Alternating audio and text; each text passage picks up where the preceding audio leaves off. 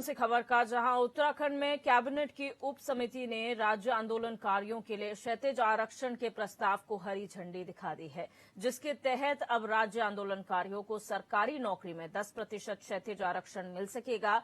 वहीं कैबिनेट में ये प्रस्ताव लाए जाने के बाद विधानसभा में अध्यादेश लाकर आरक्षण का लाभ आंदोलनकारियों को दिया जाएगा।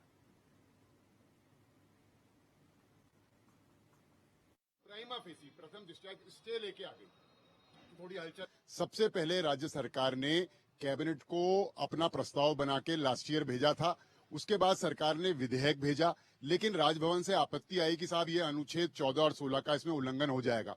तो कल हमने सब कमेटी को पहले ही अपना प्रत्यावेदन दे दिया था कि तिवारी जी के समय से 2004 से आंदोलनकारियों को एक विशेष श्रेणी यानी कि स्वाधीनता सेनानियों की तर्ज पर एक विशेष श्रेणी मानकर लोक सेवा आयोग और राज्याधीन सेवाओं में 10% क्षैतिज आरक्षण का लाभ देने के लिए शासनादेश किया था, जिसका लाभ 2011 तक आंदोलनकारियों ने लिया और एक विज्ञप्ति निकलती थी, सारी चयन प्रक्रिया ट्रांसपेरेंट तरीके से होती थी, तब मिला है।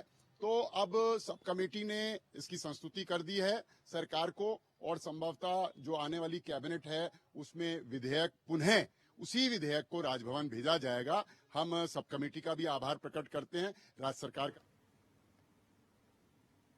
और इसी खबर पर हमारे संवाददाता रोहित विक्रम सिंह हमारे साथ जुड़ चुके फोन लाइन पर। रोहित जी, क्या जानकारी है पूरे मामले में, जो इतने लंबे वक्त से राज्य आंदोलनकारी मांग कर रहे थे क्षैतिज आरक्षण की, वो कहीं न कहीं पूरी होती हुई नजर आ रही है।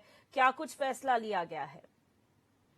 जी देखिए दिव्या, ये जो क्षैतिज आरक्षण है राज्य आंदोलनकारियों को दिए जाने का मसला, ये 2004 में तत्कालीन नारायण दत्त तिवारी की सरकार में इसका फैसला लिया गया था, जिस पर मुहर लगी थी कि राज्य सरकार की नौकरी में राज्य आंदोलनकारियों को 10% क्षैतिज आरक्षण दिया जाएगा।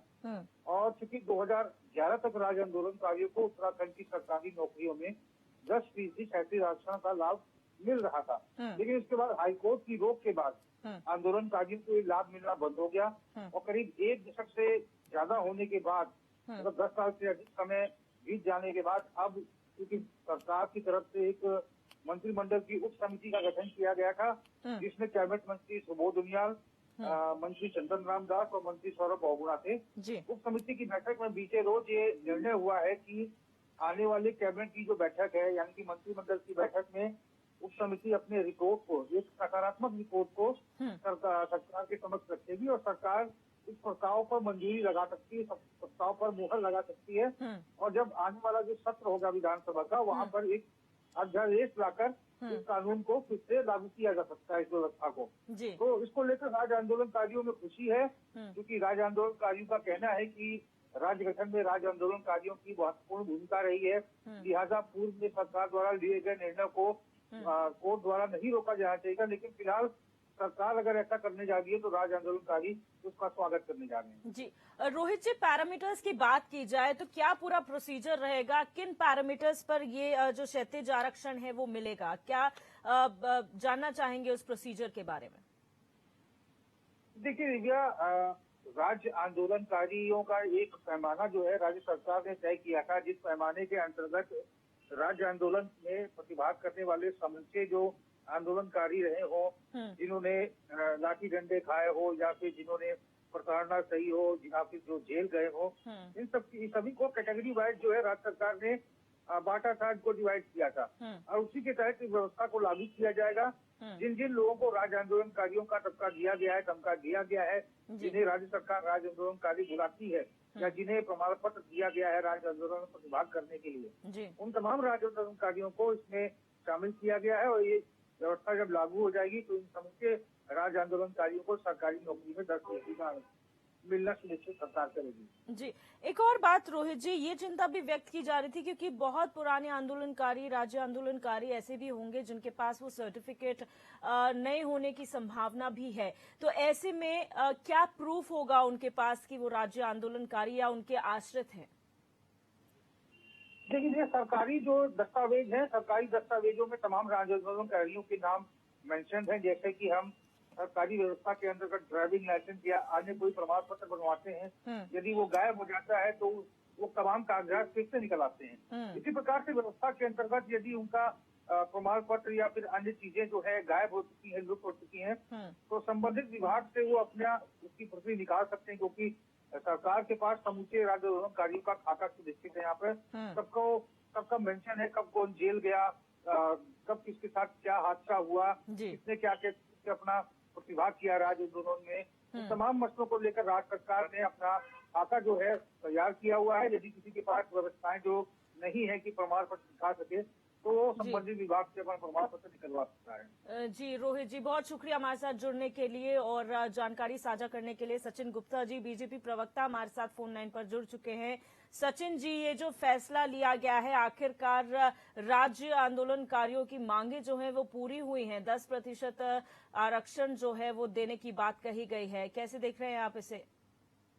बिल्कुल जो है भारतीय जनता पार्टी की सरकार, धामी सरकार ने जो है ये बहुत ही सराहनीय निर्णय लिया है। और निश्चित रूप से जो हमारे शहीदों का, जो हमारे आंदोलनकारियों का जो सपना था, जो उनके सपनों का उत्तराखंड था, जिसके लिए उन्होंने जो है अपनी जान, अपनी जो है इज्जत तक दांव पे लगाकर जो है इस उत्तराखंड को बनाने का कार्य किया। निश्चित रूप से जो है उनकी जो सोच थी इसको लेकर जो है आज उसको सरकार पूरा करती नजर आ रही है। और जिस प्रकार से ये आरक्षण की बात है 10%, ये उनका अधिकार है, ये जो है उनको पहले की सरकारों को दे देना चाहिए था, लेकिन वर्तमान की सरकार ने इस बात को माना है और वर्तमान की सरकार ने ये सम्मान का काम उनको देने का किया है। तो निश्चित रूप से इस निर्णय की जितनी सराहना होनी चाहिए वो कम है। और निश्चित रूप से जो है सरकार ने जो अपने घोषणा पत्र में कहा था, सरकार जब चुनाव में गई थी तो हमने वादे किए थे कि हम आंदोलनकारियों के सपनों का उत्तराखंड बनाएंगे, उनके सभी बातों को पूरा करने के लिए जो है सरकार वचनबद्ध थी। तो सरकार उस कदम की ओर आगे बढ़ रही है। इसके लिए धामी सरकार को, भारतीय जनता पार्टी सरकार को अपनी तरफ से मैं बहुत बहुत शुभकामनाएं देता हूँ। बिल्कुल सचिन जी, लेकिन ये भारतीय जनता पार्टी के लिए भी आसान नहीं था, क्योंकि काफी लंबे वक्त से मांग चल रही थी। आप बने रहिए हमारे साथ। संदीप चमोली जी, कांग्रेस प्रवक्ता, भी हमारे साथ फोन लाइन पर जुड़ चुके हैं। संदीप जी, बहुत स्वागत है आपका HNN 24/7 में। बहुत बहुत धन्यवाद। आखिरकार जो है राज्य आंदोलन की मांगे पूरी होती नजर आ रही हैं। जो 10% क्षैतिज आरक्षण की मांग इतने लंबे से चली आ रही थी, वो कहीं न कहीं पूरी हुई है। क्या कहेंगे, किस तरीके से देख रहे हैं आप इस फैसले को?